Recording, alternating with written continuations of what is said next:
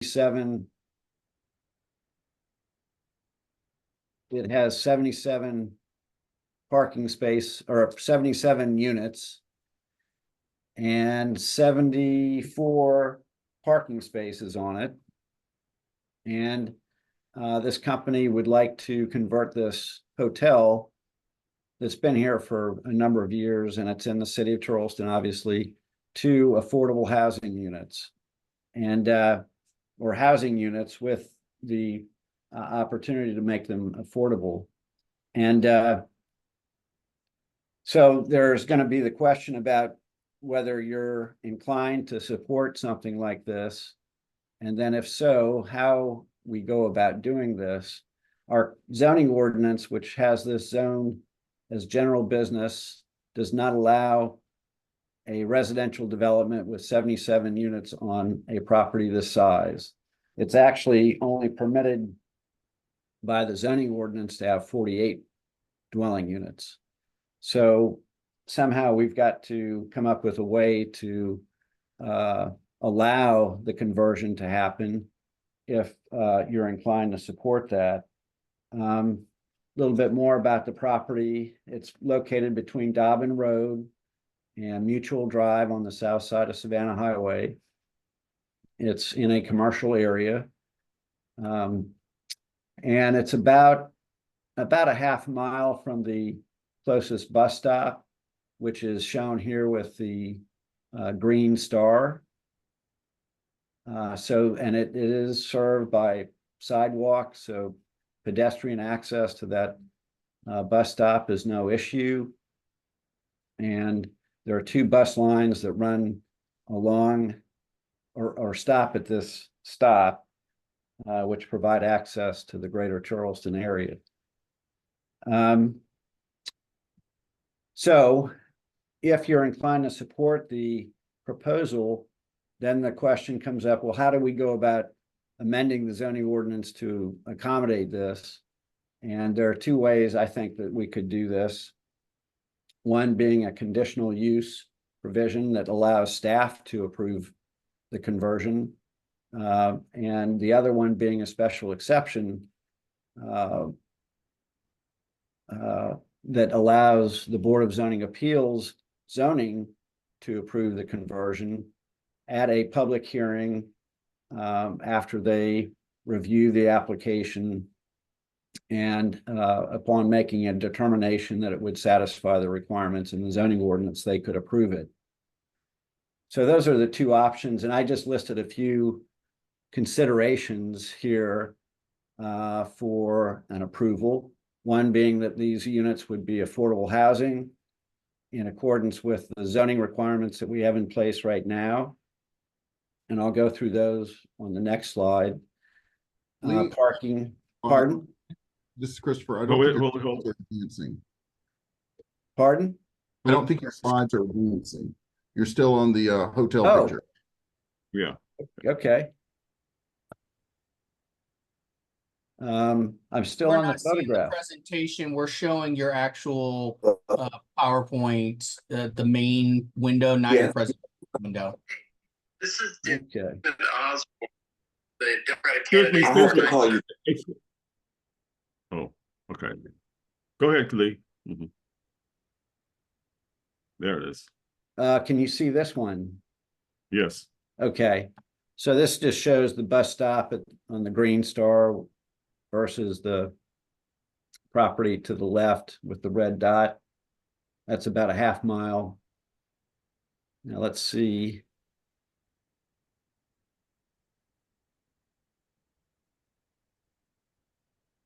Okay, did it advance this time? Yes, it did. Yeah. Okay, good. So here's the list that I was just talking about. These would be the conditions that we would want an application for a conversion like this to meet. And these are just ideas, but first one, of course, being that these units would be affordable housing units per the requirements that we currently have in the zoning ordinance. Second one being parking. Is there adequate parking? Third being proximity to public transportation.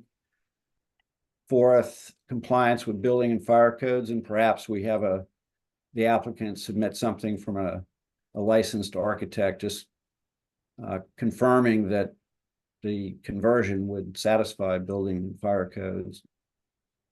And then the final one being possibly whether the property is located in a flood zone. There are some hotels nearby on Savannah Highway that are within flood zones, and perhaps those would not be properties that we would want to encourage people to live in full time in the event flooding occurs and parking lots are impacted. But so these are just some ideas. Again, it would be either a conditional use, which is something that the staff can approve if we find that certain conditions are met, or a special exception, which is something the Board of Zoning Appeals zoning would have to approve after a public hearing. And rather than wait and deal with this in a zoning ordinance rewrite, we would like to move forward, being that this is an opportunity to create affordable housing. And these are the restrictions that we currently apply in our zoning ordinance.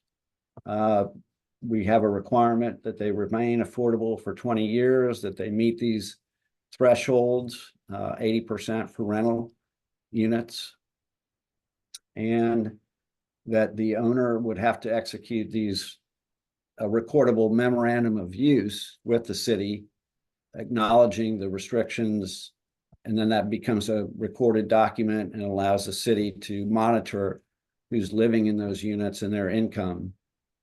And the final thing is, that was the ordinance that was presented to you back in March, and I realize this was a lot of information to grasp right off the bat.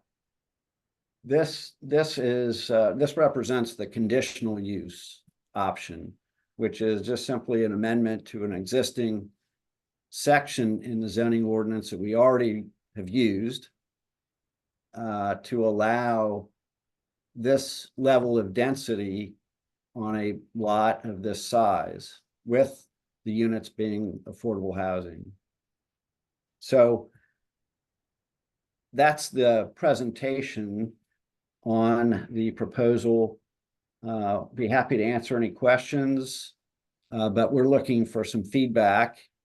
We think this is a good idea to pursue. The development representative from the development company, I believe, should be on the line, and he said he would be available for questions if you have any.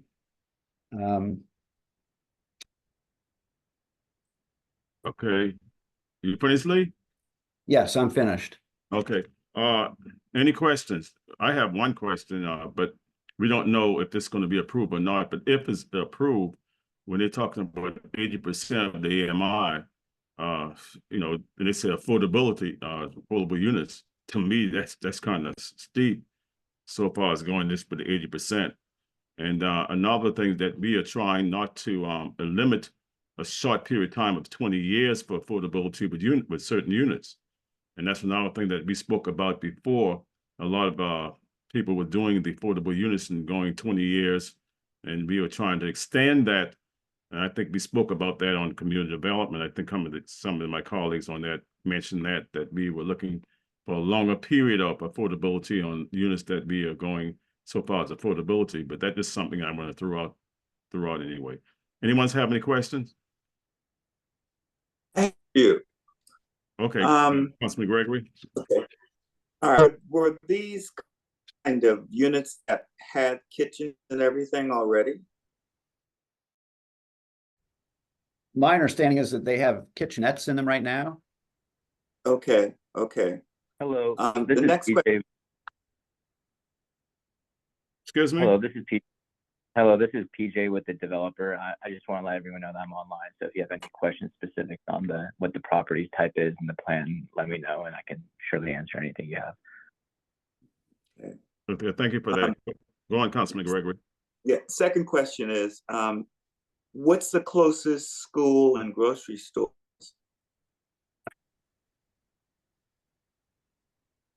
I don't know that number offhand, but I certainly can get that. Okay. Because I think that's also generally a factor. Lee, I think there's a food line across Savannah Highway, That's about right. a mile down. And then I believe Oakland Elementary is about a half mile down, then down to the south. So not within a mile, I think, is a elementary. Okay, Yeah. okay. Yeah. And going back to Councilmember Mitchell's point about the 20-year duration, given what we're about to do here potentially, is there any consideration to make these affordable indefinitely? Because if our limit is 48 on that site, and we're talking about 70 to whatever that number is, I think that we should be getting a little more time for affordability if we reconsider this, especially if it can be indefinite. If PJ is on the line still and would like to respond to that. Yes, so I mean, indefinite, whatever it may be with the conditions, what we're targeting to provide for rent and with the affordability, we find ourselves aligned here for this project plan. So if the 20 years is unacceptable, I mean, the negotiation for how many more years you guys would like can definitely be considered, and we're willing to work with the city on this. And is that 80% below, or just flat 80% of AMI? Because if it was 80% and below, I think you would satisfy Councilmember Mitchell's concern. If it's 80%, I'm sorry. Am I hearing the question as are the units going to be rented to only people at 80% or 80% and below? Is that the question? Yeah. For household? Yes. Yes. The property open to anyone who can qualify and is below 80% per your guys' guidance. So our qualifications typically just revolve around mostly background checks in order to keep safety and certain checks with past employment and history of rentals. So we cater to first creating a safe environment at the property, and that's kind of why we put some conditions for rentability and who qualifies, and most of the restrictions come around background checks regarding any past involvement with illegal activity and whatnot. Mm-hmm. Well, that's kind of standard across the board in terms of renting properties. So if your question is if we will accept people under 80%, yes, if obviously qualify for. I think that depends upon what the units will cost as to whether or not it can be below 80% below. Are all the units sort of same in terms of? Yes, there's 7 one-bedroom units at 550 square feet, and our target rent is right at below $1,300. Below $1,300. Okay. And 80% of median would be what? Median these days is so high. Isn't median somewhere around $70,000 now? I mean, what I'm saying is, we can say 80% and below, but if anybody below 80% can't afford it, then it's all moot.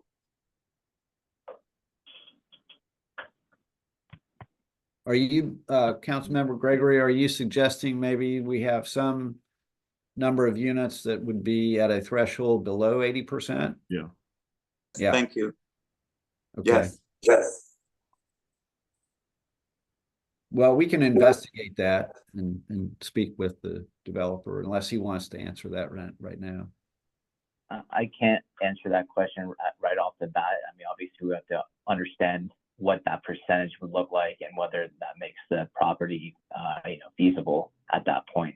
So, if you're saying that it has to be 40% under 60%, that changes the model of the project quite significantly. So, the question would BJ, are you? Well, hold on. I think we had some other hands up, but I think we had Miss Caroline Parker hand up the longest, and then from Mrs. Parker. Yes, thank Parker, you. Then I'm gonna go right to the mayor afterwards. Okay, thank you, Mr. Chairman. Does the developer have a presentation? Is there anything that kind of will answer some of these questions? It seems a little preliminary. I mean, it sounds wonderful. Sounds like a really great opportunity, but is there any presentation or anything to kind of walk us through this to help answer some of these questions? Not yet. Not yet. Okay, thanks. Mr. Mayor? Yeah, I'd like to ask the developer, are you using any sort of state or federal funds to subsidize this project, the LIHTC or any other programs? As of now, we are planning the project without any subsidies, but we will always look to encounter and work with the cities to see what we can do as we move forward with the process of the project. But as of now, we want to make sure the project is viable without getting any subsidies. So as of now, with the outline restrictions of 80%, this project will work as a unit count. So it's just more about what can we work with the city on in order to develop this project a bit more as we're under contract currently. Yeah, I mean, I think what I'm hearing then is that, I mean, this is a matter of math, and I think we desperately need affordable housing. We need affordable housing at 80%. We need it 100%. We need it 120%. We need it at 60%. We need it at 30%. I think this is a very creative way of going about it. And I've met with these guys, and I've been impressed with what their track record is on doing this in other markets. I think it's, like I say, creative, and we should do what we can to work with them, but that will require transparency. I mean, I think if we're going to be working on entitlements, like what we're doing here and setting precedent, we need to understand where the pinch points are with some reasonableness. We don't need to get too much into your business, but we need to feel comfortable that the project is viable, that it will succeed, but get to a place that provides the maximum benefit to this very serious situation that we have. Councilmember Appel? I actually didn't have my hand up, but I'll take this opportunity to talk about something. I appreciate it. Just to sort of highlight Mr. Batchelder's proposal to us. I mean, this can go, from a technical perspective, this can go down the lane of a conditional use, which means that this is just something that'll be worked out between the developer and the city staff, basically on a by right basis. What a special exception does is it politicizes these conversions. It means that it's going to the BZA. It means that neighborhoods are going to come out and it's going to get on Facebook. And, you've heard my spiel before on the over politicization, for lack of a better word, of affordable housing and land use generally. So I think that's really the big policy question for us. I mean, if we want to make this easier, if we want to encourage this, as the mayor mentioned, we need to steer it in the direction of a conditional use, depoliticize this. If we're going to be more sensitive about everything and try to super micromanage everything, control everything, that's where you want to involve the BZA and special exceptions and things of that nature. So my recommendation would be for us to strongly consider doing this on a conditional use basis and make the conditions tight and strong to the mayor's point. We want to make sure we address concerns regarding parking and concerns regarding traffic and all the things we want to get at. But let's be open, honest, clear, and upfront from the get-go. Let the developers come in, demonstrate how they satisfy what we're asking for. And if they can meet it, let's let them do it. Candidly, I don't know how you're making more money doing this than running a hotel, but you guys are much better at this than I am. And it's a fascinating concept, but I think what the staff is looking for from us today, we're not here to review a specific project. We're here to give general guidance on which way this ought to go from a regulatory perspective. And I think we ought to look at the conditional use approach. Thanks. Councilman Parker, you have your hands back up? Yes, if I've already spoken, but Go ahead. all right. Thank you, Mr. Chairman.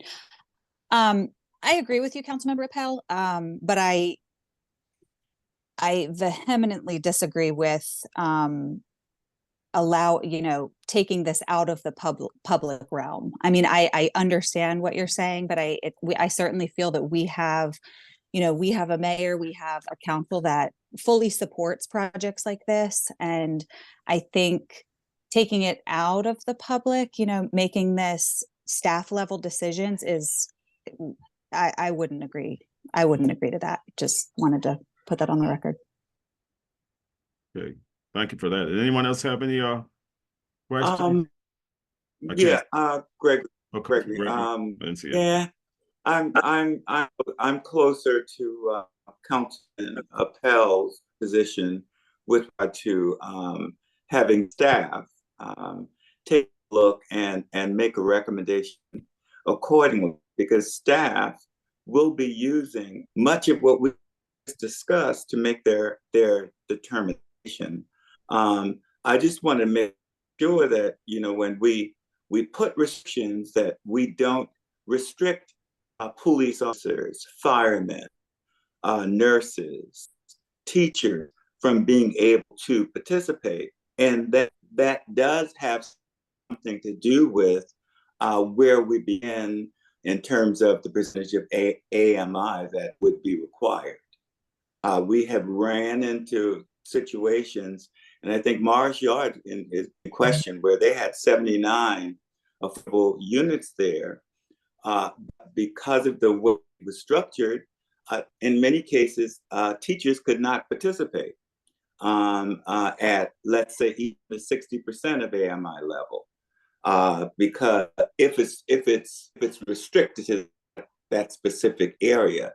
So I do think, we're going to have some flexibility in it to ensure that teachers, firemen, a lot of folks that are not at the 80% of median income in order to be able to afford it, if I'm making any sense. Anyone else? I don't see any hands up. I just want to make sure. So how will we dispose of this matter?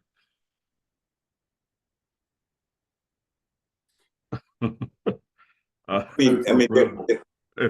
some, I know this was a presentation, and let's make sure we're approving.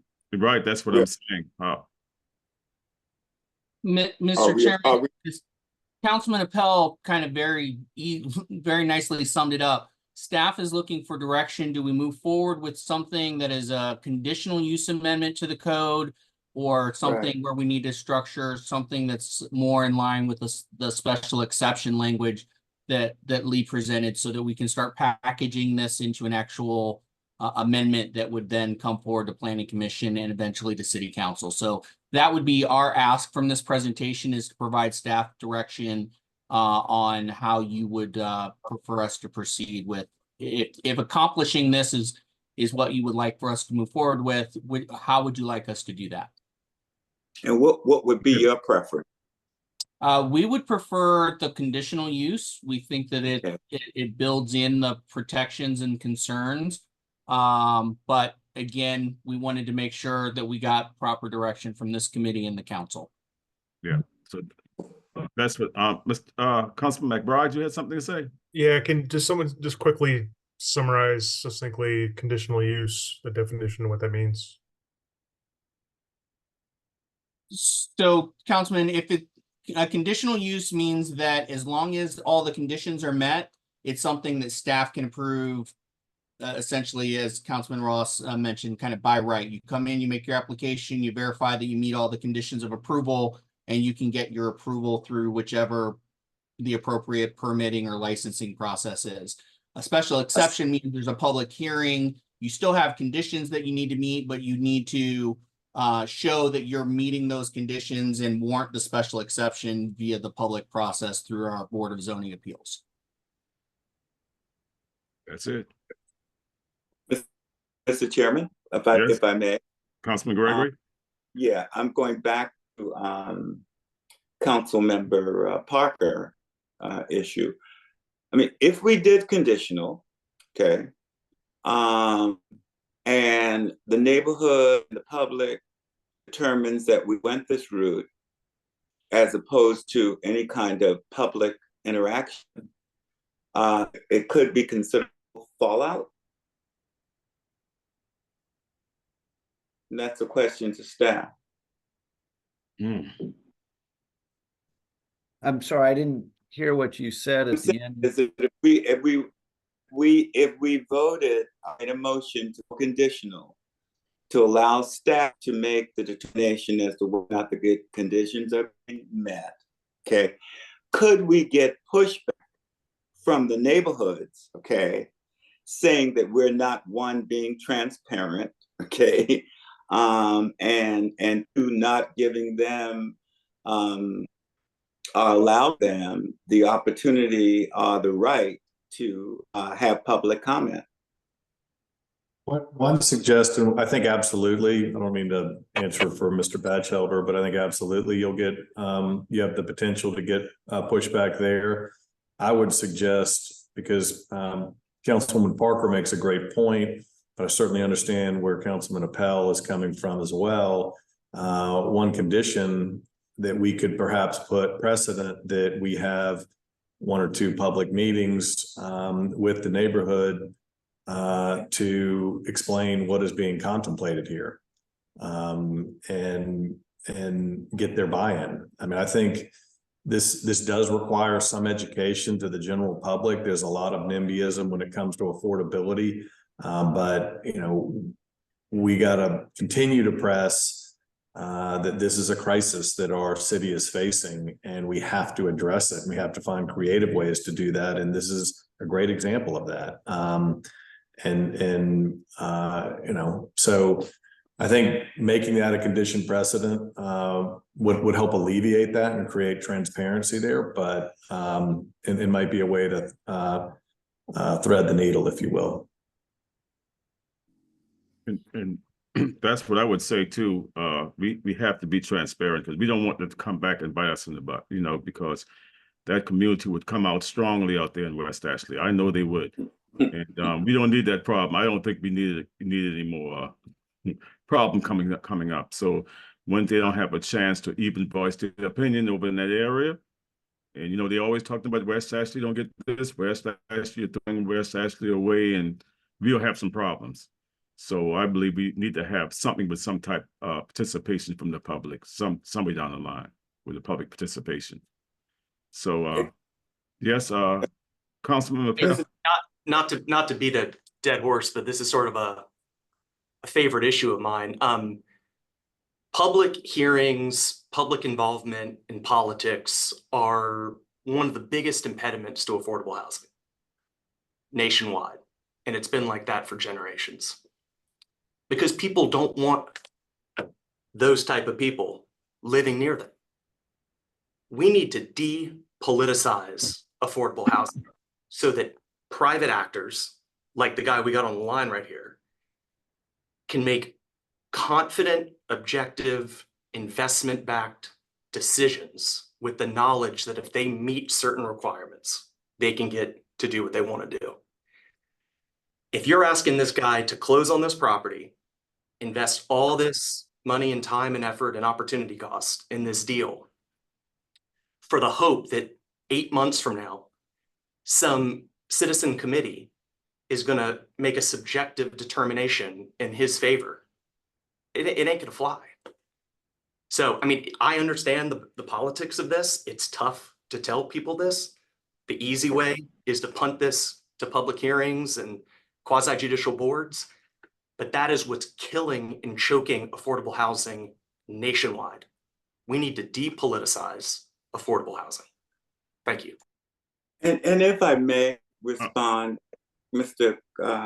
Chairman, you know, I couldn't agree with you more, Council Member Appel. However, I think a part of the education that is necessary is to let folks know we're talking about their kids, okay, who are now teachers, who are now firemen.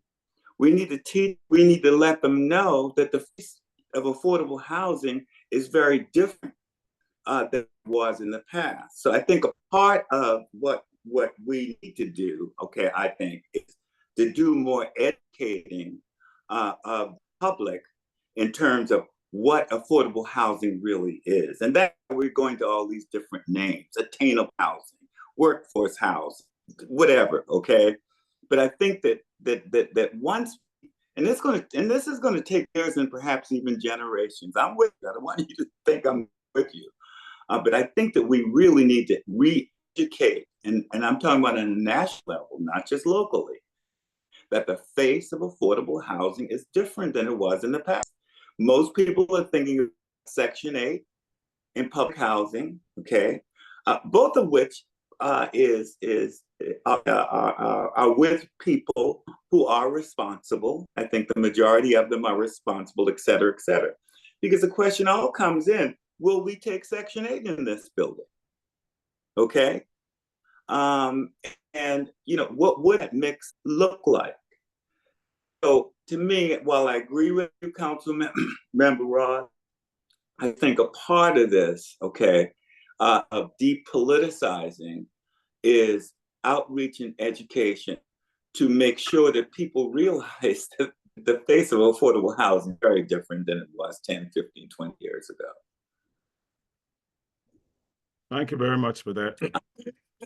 Excuse me. So anyone have I move that we take staff's recommendations on this one and go conditional. Second. Okay, it was moved and second that we take staff position on this. Ready for the question? Councilman Gregory, could we include in your motion the mayor's comment about including one of the conditions being some form of public outreach and education? I think yeah. Maybe closing the gap here a little bit. Yes. I mean, no different than folks who come to our neighborhood meetings now and said, I want to do X, Y, Z. Are you supporting me? At least we've informed them. Sure. Okay, I agree. So yes, I would accept that there's some kind of interaction with the surrounding neighborhoods. Well, and again, for clarity, I do want to make sure that, and I do believe Councilwoman Parker has her hand up too. Yes, I see. I would support it with that amendment. One condition, though, is that those meetings, or at least 2 meetings, occur with neighborhoods prior to full council approval or third reading, so that if there is some uproar that has some reasonable points to be made from the neighborhood, that we can at least hear them out and have their perspective on record and help us make a decision before we make a final vote on this. All right. Councilwoman Parker? Hey, thank you, Mr. Chairman. Councilmember Bell, I'm certainly this is your sort of wheelhouse, so I don't discount that at all. But I mean, can you give me an example of where in the city of Charleston that this, that public comment has hurt these projects? Because Councilmember Gregory, I couldn't agree with you more with everything that you just said. I mean, I am a testament to that. I've been here 2.5 years and I've learned an exorbitant amount that I didn't know before about affordable housing. And I agree with you, Councilmember Gregory, that we as a city have an opportunity to educate, especially on these type of projects. And I don't, so that's why I don't think that taking it out of, reinventing the wheel on this, I understand where you're coming from because you see it on such a broad, nationwide, but I am just curious, is there a specific time in Charleston recently, that the public has sort of dismantled one of these great projects? Don't say too much, Councilman Pell. You get I mean, y'all keep bringing me in. I'm trying to behave myself today. Sumar Street. Sumar was one. The neighbors didn't want the affordable units. Okay, and that's coming. There's a lot of examples here in Charleston, but I mean, the best example I've ever heard is the Florence case that I'm involved in right now. Federal litigation, LIHTC deal, got torpedoed by the Florence County Country Club. Politics got all stirred up. They got to their council members. They rushed an emergency moratorium ordinance through to kill the deal. I mean, this happens every day, 50 states. That's why California and Florida, 2 states that couldn't be more different politically, right, have both enacted state legislation to depoliticize affordable housing, to take the politics and the local control out of the equation. And it's not because, you're trying to shut the public out to be mean or to just sideline people. It's a fundamentally stacked deck against affordable housing. It's not a fair fight because the only people that comment are the people that are the incumbents. You don't get to hear from the folks that would live there down the road, right? So it just never wins. It's tilting the deck in a manner, stacking the deck rather, in a manner that always causes affordable housing to lose. And the last thing I'll say, and I promise I'll be quiet on this one, is, the city of Charleston, we have dozens and dozens, if not hundreds of conditional uses in other contexts, right? Throughout our zoning code. So we've made the decision already to depoliticize a whole range of different types of land uses, residential uses, commercial uses, industrial uses. So, making something a conditional use is not some radical departure. Like, we've already decided to depoliticize a lot of other types of land uses. Here, we're talking about a land use that is top of the list in city priorities. We're trying to get more of it. One would think we would want to be a little bit easier with the review process as opposed to more unpredictable and political, frankly. Thank you. Wasn't there a fair housing complaint? Wasn't there a fair housing complaint filed against action that you just described? Yeah, the U.S. Justice Department filed briefs in our case and our support. So okay, and the reason why I bring that up is that there are some safety nets in place that where there is a violation of federal law, okay, potentially, it can be filed. I mean, I've been involved in cases where the settlements were over $27 million, okay, because of a violation of a fair housing complaint or 806 violation. Sure. So there are some things in place that might be able to help us, for lack of a better term, policing. Okay, we have a motion on the floor. Councilman Parker, you have something to say, so I'm gonna carry the motion. Councilwoman Parker? Yes. I'm sorry. Just quickly, whose district is this in? I don't know. Might be Councilman Waring. I don't know. I think this is Carl's. Carl also. Oh. I don't think it's Councilman Waring's. Oh, it must be Tinkler, Councilman Tinkler, I guess. Tinkler, yeah. Tinkler, Shealy. I don't know. I don't know. Well, if you don't have any other we'll find out, but if you don't have any other question, we'll proceed with the motion. Motion was already. As amended, Mr. Chairman. As amended, it was already second as amendment. All in favor, vote by saying aye. Aye. Aye. Aye. Opposers? Nay. Nay. So let's make sure we have one nay, Councilwoman Parker. So we'll move on down to, I'm trying to get this computer squared away. I apologize, two. Mr. Chairman. Amy Wharton just reached out to our office a few minutes ago asking for us to defer item 2 today, if you don't mind. Oh, okay. I was getting ready to get to that.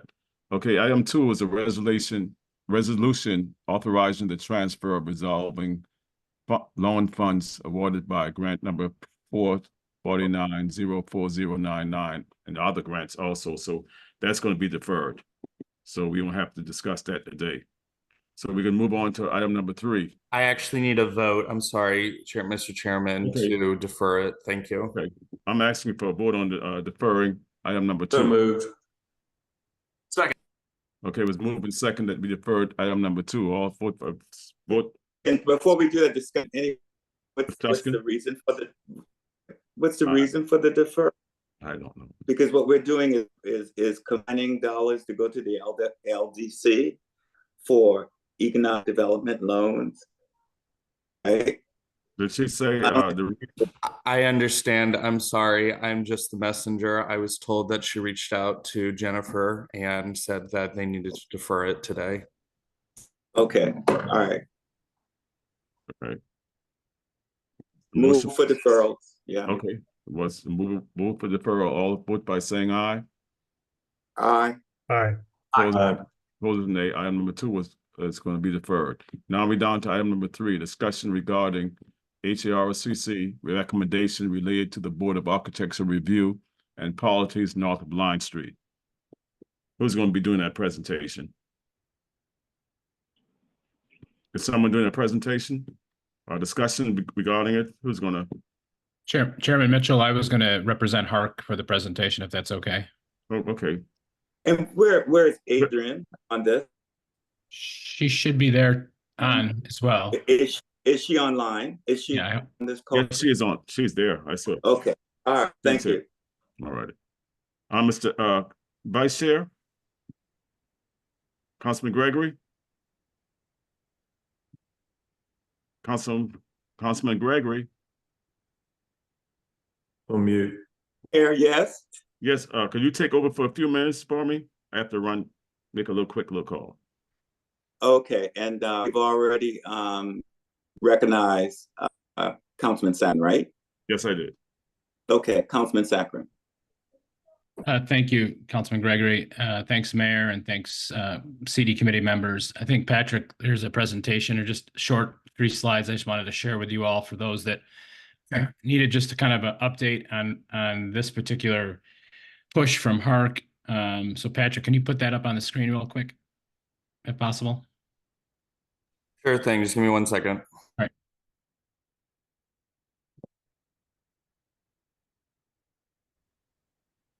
You could just leave it at that history slide. That'll start. That's perfect. Well, thanks again. I am here representing Hark Commission and wanted to thank you all for your time. One thing I did learn as an elected official, particularly on these calls, is talk fast, get to the point, make the request. So that's what I'll do for y'all. For Mayor Cogswell and I believe Mr. McBride, just an update on some background here. So there was an ordinance change to the BAR small back in 2017 that basically gave additional demolition approval to areas north of Line Street. That also included replacement requests for windows and roofs. And my time on council and some of my time on Hark, several constituents have reached out to me over the years regarding issues with replacing those materials, demoing their homes. You know, for example, there was a great article in the Post and Courier about a year and a half ago about a gentleman in North Central that wanted to demo his home and build an affordable housing unit and went through a bunch of red tape. Long story short, the intent of this ordinance is to clean up some of that And I will say, if you can go to the next slide.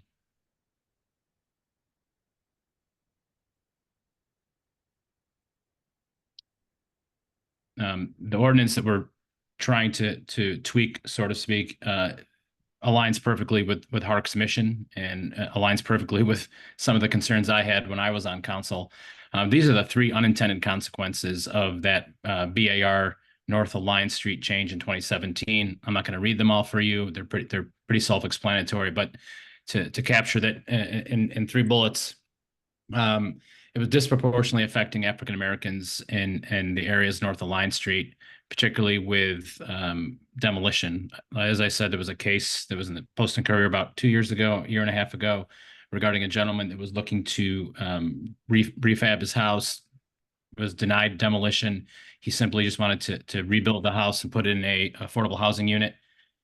So this tweak to the ordinance is going to allow us to potentially do that. The other thing is about the replacements for windows and roofs. I had several constituents reach out to me during my 4 years that basically wanted to replace windows and roofs and couldn't do it because of the very stringent requirements that we were requiring of them, and then the cost of those replacements. There's a ton of articles written over the past 3 or 4 years if anyone's interested to do some research, but this has been an ongoing challenge in the area of North Alliance Street. And then just wanted to say thanks to the planning department and Mr. Summerfield, as well as the preservation groups. There were some what we call administrative changes made in 2022 that increased some of the flexibility around materials replacement. So Mayor Cogswell, things were done. We just haven't got that to the point where I think it's making the full impact. And as part of those changes, there was a push to provide more education and then also financial support, which really never came in any capacity. The last part is that was really an unintended consequence, or maybe wasn't an intended consequence, I'm not sure, was, when anyone that has to go through this process requires financial resources to hire an architect, an engineer, and an attorney. So that alone created barriers for entry for many citizens. And I've talked to several folks that basically just either opted to ignore the rules and put in vinyl windows or put in windows that were not even in the spirit of preservation, or go ahead and do something in the middle of the night or on weekends, going around BAR, which doesn't make a whole lot of sense. So those 3 things are the unintended consequences, and I hopefully that we can get support from you all to direct our general counsel's office to come back with some tweaks. If you can go to the next slide, Patrick. So what we're asking you all is to kindly support our request, which is to have general counsel's office and the planning department draft a first version of the ordinance changes we're requesting. We're asking for increased flexibility when it comes to material replacement, roof and windows, as well as an increased discretion for BAR Small as a governing body. One of the things that when I met with BAR Small members that they mentioned to me was, they would like to consider what the end product would be when considering demos. But the ordinance as it's written is so strict and conservative that they're unable to weigh in on that. So they want added flexibility so they can make those decisions. I will say that the proposed changes from Historic Charleston Foundation and Preservation Society should also be included.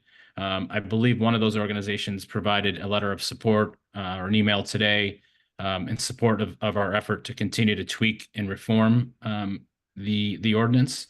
And that's what I'm asking the CD committee members today, is to give staff a very clear marching orders to basically put together a first draft ordinance and bring it back to CD in 30 days.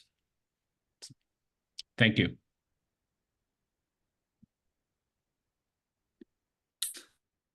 Just a question. Wasn't there also something in there to deal with design, architectural design? The right one? Was it? I think there was something also in the recommendation that wanted to make sure the designs are compatible with the neighborhood if did a reconstruction or a new construction. Okay. Yes. So is that a part Is that a part of this move as well? Yes, absolutely, Dudley. I think, or Councilman Gregory, absolutely. I think part of the end result of the new ordinance would be not to water down any preservation standards. We certainly want folks to replace windows with like windows, but the issue that that your constituents now were facing were that they were asking for exact replacements on some windows and or restoration of windows. And this was happening in the middle of COVID, where people couldn't even find people to do contracting, but people had to restore their windows, and it was triple the cost. So yes, to answer your question, ideally we want to make sure that everything is in the same spirit of the preservation and aesthetically is pleasing to the eye and represents what the neighborhood wants. We're not trying to disband BAR at all. Well, the reason why I want to make sure that that issue was a part is because don't we have personally I think that the city does a pretty good job in terms of making sure, especially if it's a new construction or construction, that it does in fact conform with the existing neighborhood that where it presides. So we have a city architect that not only deals with the residential, but in general. So what I'm trying to figure out is what would be the distinguishing, what would distinguish you guys suggesting what the city already does with architect. The city has a. Yeah, I'm the city architect, so I'd be happy to answer that, council member, if you'd like me to. Sure. Please. Real And- quick, before you jump in, Wait a minute. Jason, do you mind resharing your brief so we can kind of reference? Hold it. We gotta get one at a time because we'll be all confused. Just while people are talking about this, it'd be good if the brief was pulled back up so we can kind of see the language that he's proposing. That's all. Because the language I'm referring to is the language that's contained in the copy that is in the packet that goes into what I just described in terms of making sure that whatever's done is compatible with XYZ. There you go. Yeah. So I'm happy to answer Council Member Gregory's question, if you would like. You. Yeah. So what is being proposed here is that the peninsula is divided up into a series of districts in terms of BAR purview, right? The tightest and most intense, right, being the stuff really at the tip of the peninsula. This particular area, because if you look at the policy recommendations for north of Line Street, right now, that particular area is historic demolition purview only, meaning we are not actually allowed to consider what comes next and steward the design changes that are happening. So while we can do that in a large part of the peninsula, in north of Line, we cannot, with very, very few corridors where we actually are. But for the most part, in the residential neighborhoods, the only thing BAR is allowed to look at is a demolition request, not what, as we like to phrase it, what comes next, right? What's going to happen next? So this policy recommendation is trying to address what's happening in that particular district where BAR, in fact, is not allowed to look at height, scale, mass, architectural direction of additions that are being put on buildings or new construction altogether. Can I do a follow-up question? Because within Wagner Terrace, there has been a considerable amount of reconstruction, additions, et cetera. We have no purview over those. Who does? No one. I mean, the permitting office does, but in terms of architectural review, all we are reviewing is their request. Like if they are putting on an addition, they obviously have to remove a wall or a part of a roof to do that. So we review the demolition request. But in terms of the addition that they're attaching to the building, or if it is the case of a lot where it would be a completely new construction, BAR has no purview over that. It's just pure building code permitting. Okay, as a part of building code permitting, is there a design part of it? No, Because, that's BAR. okay, because as I look at the new construction in particular in Wagner Terrace, they definitely conform to the existing neighborhood considerably. But are we suggesting that we provide that same kind of authority to the city architect for this section of the city? Or are we talking about something separate and apart from assigning it to the city architect to do the same type of analysis and review and designs that they do for the parts of the city? I guess my question. Councilman Gregg, is that for me to answer, or I'm happy to chime in? Our recommendation is really just twofold, and I'll let the city architect discuss design. But our recommendation was, one, giving BAR Small more discretion to make a decision regarding the demo approval, whether to approve it or not, based on what's coming after the fact. I think that's going to allow them greater flexibility, particularly when we're trying to build affordable housing, to basically say, all right, this project is going to be affordable housing. We may sway ourselves to allow a demolition for this project. That's number one. Number two is around repair and replacement of windows and roofs. That's the other sticking point that many of the constituents that I spoke with years ago had issues with, is greater flexibility on replacements of roofs and replacements of windows that weren't so costly. Those are the two areas that this rewrite of the current ordinance is focused on.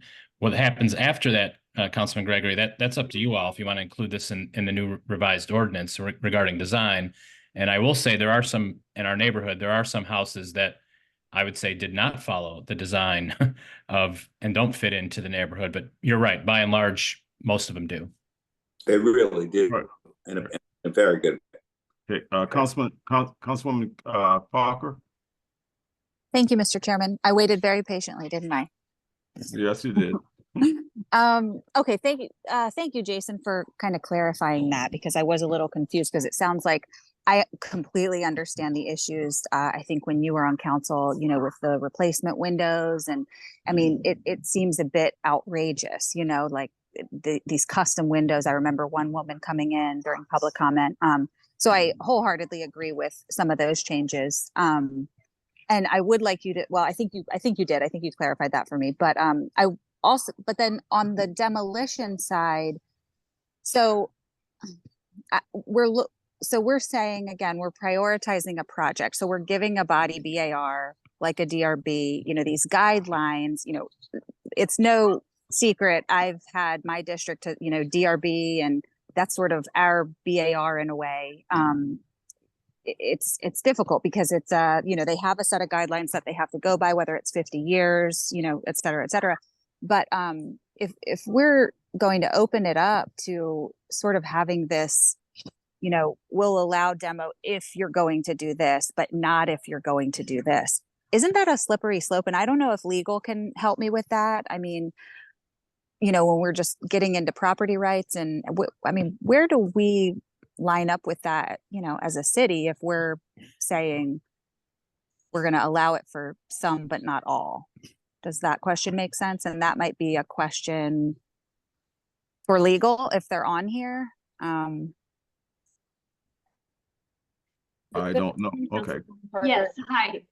Either Magali or I could answer it. But I would think we would, that's a good question, Councilmember Parker. I think we would want some sort of guidelines on where we would want to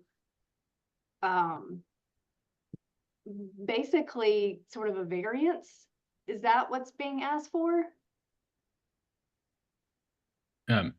I'll be very clear what's being asked. The BAR members that I spoke with, and even some of the preservation groups and some of our folks in our planning department, if you're a BAR member, BAR small member, and you're deliberating on a project, and the applicant comes to you all and says, I want to demo this house.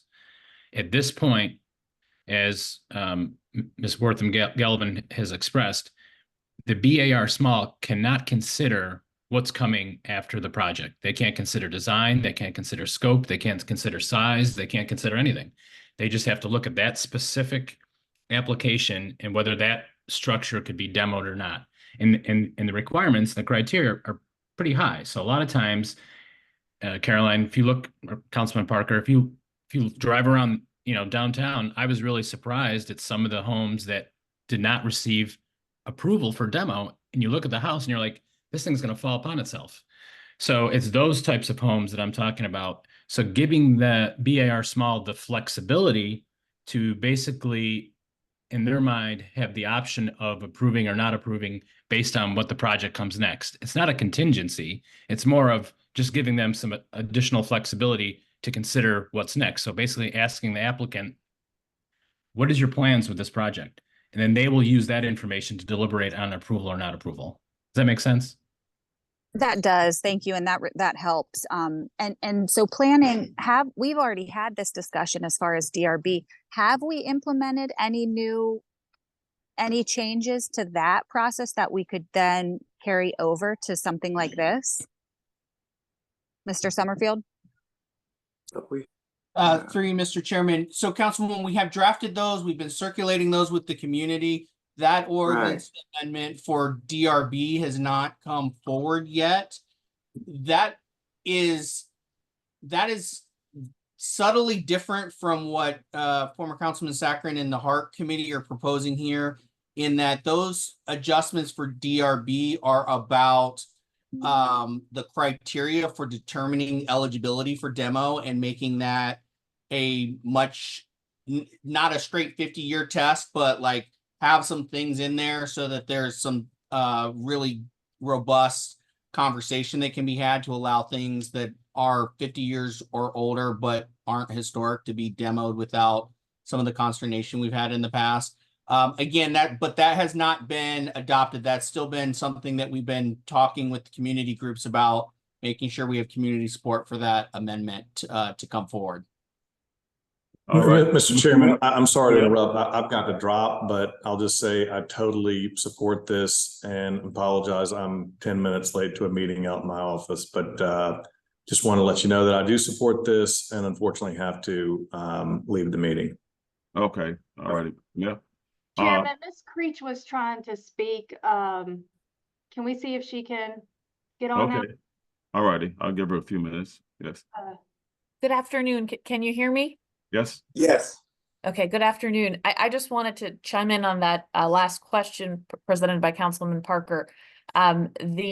This proposal would essentially be increasing the jurisdiction of the BAR.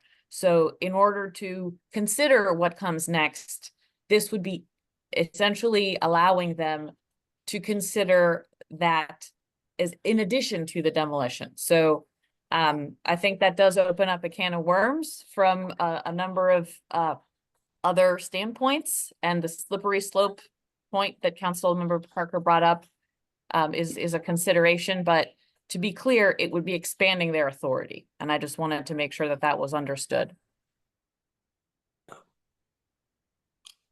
And when we say demolition, we're all right, go ahead, Councilor Ross.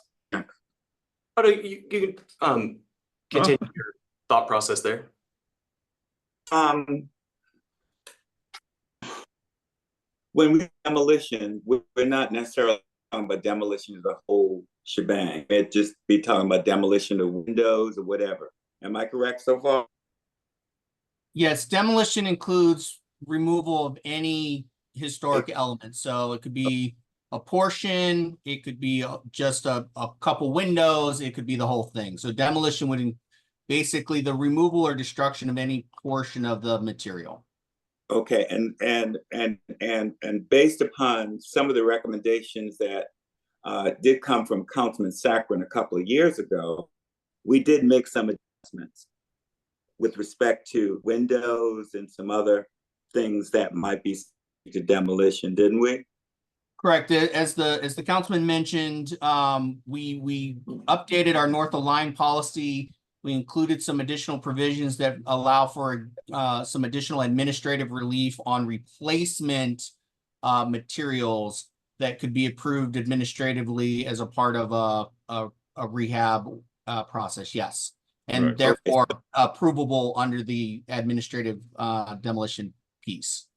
Okay, and so I guess what my question is, are we then, we're really talking about going beyond what already approved by council to whatever adjustments we made, we're beyond that. And I'm not talking about beyond, I'm not talking about in terms of expanding authority. I'm just talking about what can be replaced after demolition. Yes, sir. That was limited in scope to materials related to window replacement and roof replacement. So yes, what's within this, I mean, I don't want to speak for the councilman, but in my review of the text, yes, the part of the intent here is to go well beyond just windows and roof material, and looking again more holistically at siding and other elements, porches, back walls for an addition. It would include all of those elements in having this more enhanced review option. I would agree with that. Anyone else? Councilman Pell. Thank you, Mr. Chairman, and Jason, thank you for all your hard work. Let me ask you a question, and then I'll sort of launch into some comments. During Hark's review and deliberation, was it discussed and considered just scrapping the demolition requirement entirely and just recognizing what we did in 2017 was a mistake? Yes, Russ. How did that go down? It was mixed. I mean, I personally feel like, that could have been brought to the table, but I think our effort was to try to do this in partnership with the preservation groups and get their full buy-in. But if you all are feeling a different way, or you're taking a temperature that's different than I have, then let me just put another perspective on the table for everybody. Because what I'm concerned that this proposal that y'all have worked on is just sort of changing the configuration of the problem, but doesn't eliminate the problem, right? To treat South of Broad and the areas around the sides of the peninsula and the lower part of the peninsula, like the areas north of Line Street, when it comes to BAR review of demolition and new construction, first off, that was a policy choice that was made in 2017. This is not something that's been on the books in the city of Charleston for ages and for generations. This is a new addition to the city's regulatory approach. I mean, this is the government. This is the city of Charleston telling private property owners north of Line Street, you cannot change your windows unless you do it in the way we're telling you to do it. And you've got to use the right materials. You've got to go to this board. You've got to go through this process. And I understand, and I give a lot of credit to staff and the preservation groups and the HARC trying to make it a better process and make it clear. That is a massive injection of government regulation into people's private property rights. That's just a fact. I mean, we live in a country where when the federal government wants to put regulations on gas stoves, or when the federal government wants to put regulation on a shower head to tell you how much water can come out of the shower, people are ready to get pitchforks in the street. And here we are getting into that level of regulation and micromanagement from a government perspective on private property owners. I'm not necessarily suggesting we don't do it, but let's all just take a deep breath and recognize that is what we're doing here. And absolutely it has a disproportionate and discriminatory impact on lower socioeconomic folks, racial minorities, and things of that nature, because it adds an enormous amount of cost, complexity, uncertainty into the process that nobody in West Ashley has to deal with. Nobody in James Island has to deal with, except if you're in the DRB corridors and the 50-year rule. So this is a big deal that impacts a lot of people in very serious ways. I agree with Magali. She just made a very good point, our legal counsel. This is an expansion of BAR purview. when you really get down to it, because now BAR is going to be looking at what you're building north of Line Street, not just the demo review. Historic preservation is important. I love historic preservation. I think it's a very important goal. But as I've said multiple times over the years, and y'all are probably sick of me saying it, it is one of many goals that we have as a city. We also have goals of affordable housing. We also have goals of decelerating gentrification. We also have goals around things like energy efficiency and making buildings more modern. And making buildings more livable for modern families and being able to expand to make homes more adaptable for, you know, current times. These types of policies are headwinds for those other goals that we have. So it's not a question of abandoning historic preservation. It's just making sure that the dials are set properly so we're not producing unintended outcomes. If we were to take the path of just recognizing as a governmental entity, you know what, we made a mistake in 2017. We should not be going in that direction for north of Line Street. It doesn't mean the end of historic preservation. Folks that want to maintain the historic configuration of their property are more than welcome to do so. They're just not going to be under the thumb of the government every step of the way. And look, there was historic preservation north of Line Street before 2017.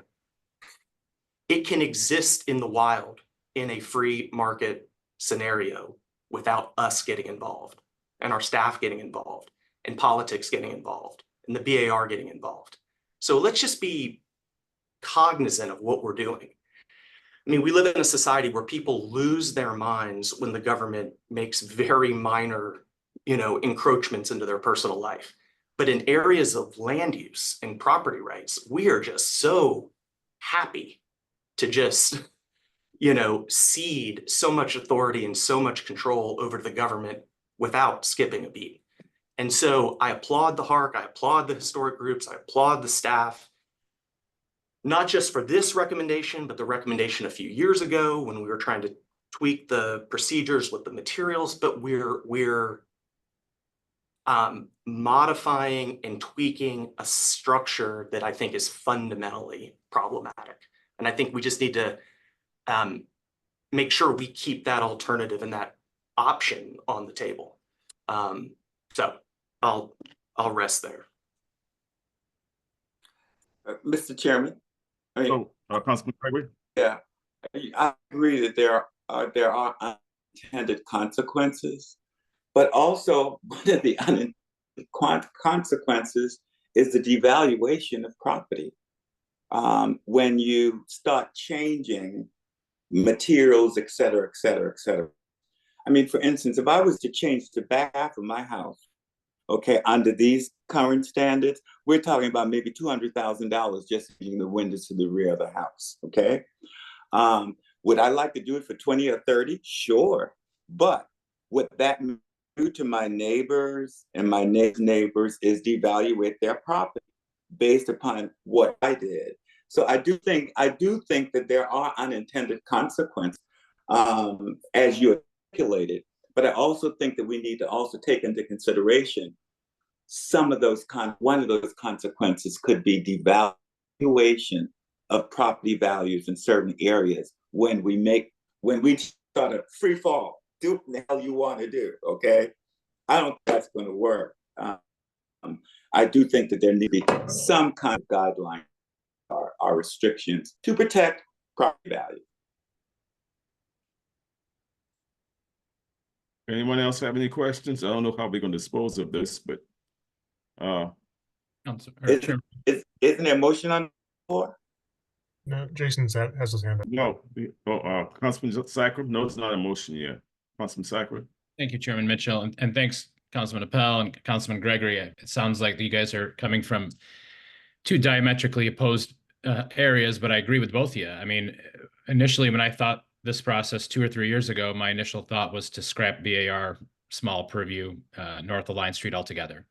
I do agree with Councilman Appel's assessment that the system is broken, and the 2017 decision should have never happened.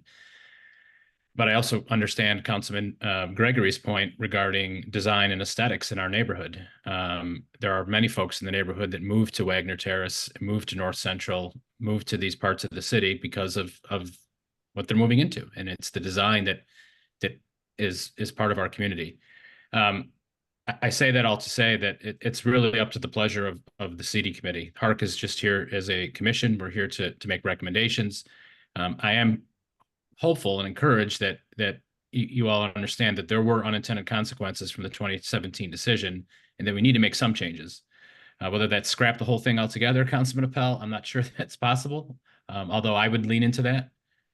So I'm really trying to thread the needle here, Chairman Mitchell. Could you all entertain just a first draft to bring back to CD in 30 days to see what that looks like, and have that discussion as a committee? I would make that motion, council member, not council member, chairman. I would make that motion. Was a motion by Councilman Gregory. I need a second. I don't hear a second yet. No one made a second. Well, I'll second it just for the purpose of discussion. But what I want to say is that back in 1998, 2000, 2001, 2002, with the BAR, we held the BAR a long time from coming into the area of the Upper Peninsula north of Line Street. We held it back, the council did. The reason why a lot of people was coming and they could not repair the house the way they wanted to do it, and they was losing their properties. That was the problem in that particular area, because I was living here and I was on council during that time in 98, 2000, 2001, 2002, 2003. So this is why the BAR wasn't in that area, because the council, we were holding it back. But eventually, we couldn't keep doing it, so it eventually came over into the area. But a lot of people was losing their homes because they couldn't afford the affordability to afford to keep their house up, or to put it back like it was, and they end up selling and had to move away. And that's why you see what happened with the area itself. And a lot of people had to move out. So the diversity of the area changed a lot because the people couldn't afford to stay here anymore. And that's facts. That I was living here on King Street during the time, and was on council ever since 1998, and was here during that time. And the council, we was holding it back, but we know we couldn't do it forever. But we was keeping it from coming north of Line Street because of that fact. Even some people on the east side lost their home because of the same reason, because most of the house was historic, because it was 100 years old, or whatever the case may be, and they were keeping it up as much as they possibly can and didn't have anyone to help them, but they ended up losing their property too. So this is why we was holding it back during that time, because so many people was losing their home because of that, when they said you have to put it back like it was. So I just want to throw that out to you, and that's a problem, a big problem that we had coming into this area north of Line Street during that time, and that's why the council itself held it back from coming north of Line Street until the council changed. And once the council changed, then everything else changed too. I think we have I see Melissa hands is up. I'm gonna let her speak first, and I'll come back to Councilman Parker. Oh, no, please let the council member speak. Parker, go first. I would just like to, before we take a vote, clarify on exactly what the motion is. Okay, Councilman Parker. Thank you. That was my question as well, but I'm going to admit that I'm a little confused, because I'm clearly, I am certainly for less government involvement in our property rights. So I stated that earlier. So that's clear, but I'm a little confused at because I mean, it sounds like we're going to make it harder, and I don't want to do that. I thought the idea was to, and I'm sorry, Jason, you did explain this quite very well earlier, but we're trying to make it easier so people aren't losing their homes because they can't put $200,000 windows on the back. So I'm just curious what we're voting, what we're voting on and what we're specifically looking to do, because I certainly am for making it so those things don't happen, Councilmember Mitchell. So just, can someone clarify what the motion is and just specifically? If I'm not mistaken. We don't have a motion yet, I don't think. Yeah, there's a motion and second. Oh yeah, I second it. That's the motion you made, Councilman Gregory. But let's right. Nothing. That was that we ask staff to go back and do some redrafting and have something back to us in 30 days. I think that's the motion. Okay. That was a suggestion, right, Zach? Yes, it was to give staff 30 Right. days to come back with a revised ordinance that increased the flexibility for replacement and for windows and roofs. But to Councilwoman Parker's point and Councilman Appel's point, it would increase BAR's purview, essentially authority to make decisions. What I'm hearing is there's a bit of a divide. If you want HARC to go back to the drawing board and come back to you all with some additional recommendations, as I said, I think that the spirit of HARC and I think that the majority of HARC members would probably align closer to Councilwoman Parker's and Councilman Appel's point of view on this. Less government is better. We're happy to do that. So, we're just a commission. I want to take direction from you all. So if you all want us to scrap that recommendation and go back to the drawing board and come back to you with some additional recommendations, we can do that as well. Councilman Gregory? I mean, I'm willing to pull the recommendation back. I don't think the votes are there anyway. So I rescind my recommendation. Okay, so we don't have one. We don't have a motion. No, we don't. Okay, you pull the motion back. Councilman Parker, you have hands up again? Thank you, Mr. Chairman. I apologize, gentlemen. Whose district is this? Councilman Gregory, is this your district? It's all of us. No, I'm not west of the Ashley. No, I'm only downtown. No, is he talking north of Line Street? No, North of Line. North of Line Street, yes, that's part of that. A big portion of that is mine. Yes. Okay, and I mean, I know. I mean, public input. Okay, and public input is important, and I count on you both. It's your district, so I certainly don't speak downtown. And I can tell you, Councilmember Parker, one of the bigger concerns will be devaluation of property values. Okay, if we don't have something here to guide folks on XYZ. I can tell you now, it will be property value issues. And I understand, but my colleague was saying that I'm a little different on the other side. Councilman Pell? Promise I'll be quick, and this is just to in famous last words. This is just to respond to Councilman Gregory's concerns over property devaluation. Oftentimes, what happens when you're in places like North of Line, like the 50-year corridor under DRB demolition purview in West Ashley and James Island, what often happens when property owners are subject to these stringent requirements, they do nothing. And then what happens? We get these decrepit fire hazards, crack dens, plagues for our fire department. Those are property devaluation machines. So the status quo has a property devaluation component to it as well. It is certainly possible that when you take away government control, individual property owners can do stupid and ugly things with their property. That is true. That's true. But I think far more often than not, especially given where the city is now in terms of our real estate market and kind of what's happening and how this area is blowing and going, people are not going to do ugly things to their property. People want their property to look nice. People want their property to look good.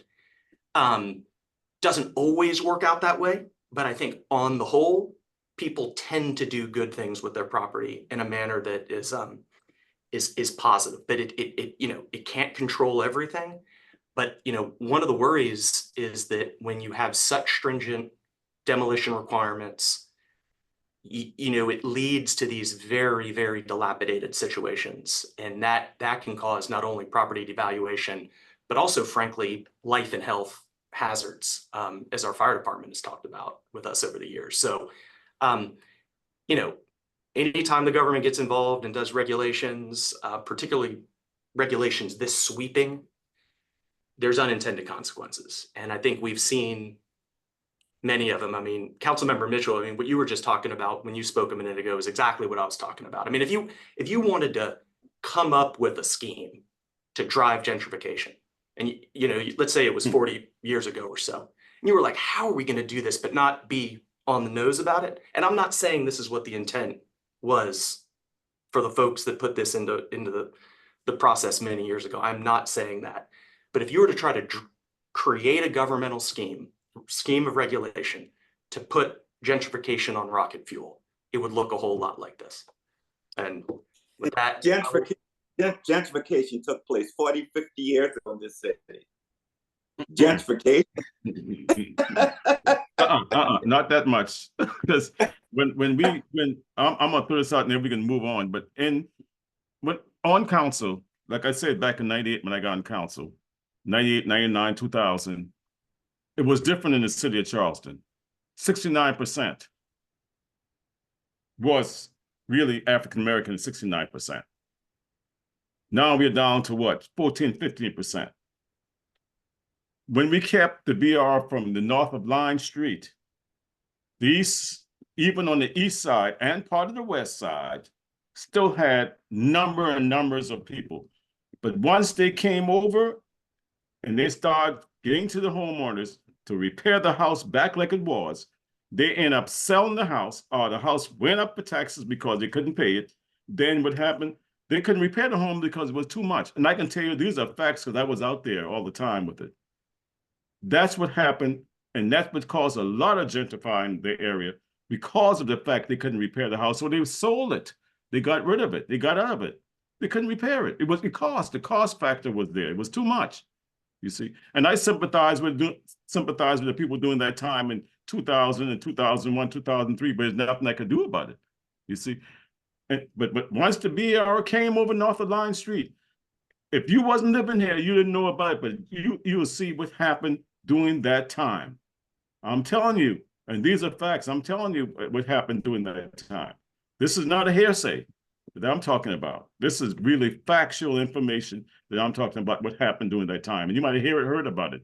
But once the BR came north of Line Street, and that's from the east side all the way over to the west side, this is what happened. You couldn't afford the property because you had to put it back exactly like it was. And during that time, the materials wasn't expensive as today, but they still lost it. You see, because you couldn't, the affordability, the money wasn't there. So this is what I'm looking at now. And I'm saying it's coming off of Line Street now, but we have to find some mechanism that's going to work for what? Everyone. You see, for everyone, not just for me, not just for the person who have it, but even for the person who don't have it. Because they have their home, they purchased it a long time ago, they had it 30, 40, 50 years. Now you're going to tell me you come in within a month, your property is gone. You can't afford it. Oh, I can't fix it back. I can't put this roof on. I can't do this. It's a problem. You see, it's a problem. And I'm looking at it very seriously. It's a problem. Because you might put me out of my house one day. But anyway, Councilman McBride. Yeah, just really quick, since I'm the new guy here. So wondering if I could get a summary from Mr. Summerfield, Ms. Creech, or whoever about the 2017 changes, significant changes you all have referred to with the BAR, because I just don't have the context of that. I don't need it right now. Just offline, I'd love to get some kind of a summary of what those changes were and what the impact is relative to this discussion. That's all. Thanks. We're looking actually to send it to you. Okay. Just I'll send you a copy of the during that time. Okay, thanks. So where are we now? Let's move on. If someone's gonna make a motion that we do something, if we're gonna ask them to come back with something, what we're gonna do. I don't think there's a motion on the floor currently. No, it's not. No, I said if someone going to make. If I may be so bold as to make a motion that we ask Hark to take another look at this and provide us with some recommendations at a future date. That's my motion. I'll second it. Councilman Parker, discussion. Thank you, Mr. Chairman. And quite possibly, Jason, would they consider as well talking about the decision in 2017? And then obviously, gauging the public input from that district. And does that make sense? Might that, I don't need to add that to the motion, but I just wanted to put that out there, that might be something that would be good to be presented to this committee as well. I'm sorry, Carol, I missed Councilman Parker, for just anecdotal information or folks that actually experienced the negativity from the 2017 decision? No, should we pose the question that the BAR north of the line, is that the decision that was made in 2017? Yeah, they moved their authority north of Line Street, yes.